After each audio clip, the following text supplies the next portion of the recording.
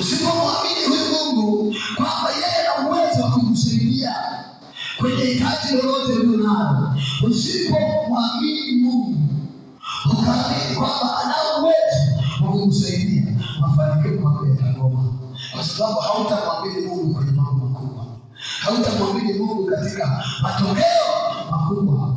Anasema Mungu lazima muamini katika vitu vikubwa. Ndio maana anaongea neno, ukiwa ndani ya Kristo yatazama yaliyo juu. Sasa anasifiwe.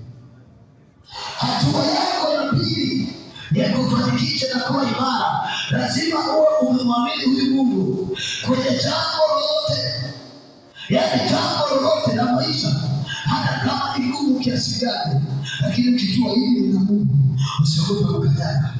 Unaweza kumuona Petro alipomwona Yesu anatembea juu ya maji, yeye alisema kama ni wewe kweli, naomba na mimi nje. Kwa hiyo lazima ufike mahali unaweza kukanyaga mahali ambapo unajua kweli hapa mimi nitazama, lakini pamoja na Mungu unajua sijami, utakanyaga. Lazima uwe na maono ambayo wewe mwenyewe huwezi kuyafanya, na hiyo ndio imani. Imani haiji imani kama unafanya mambo ambayo yako ndani ya uwezo wako, yako ndani ya akili yako, basi sio Mungu.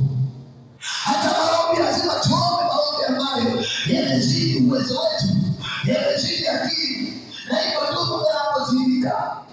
Kwa sababu nasema ninajibu kuliko kuomba, ninajibu kuliko kuwaza.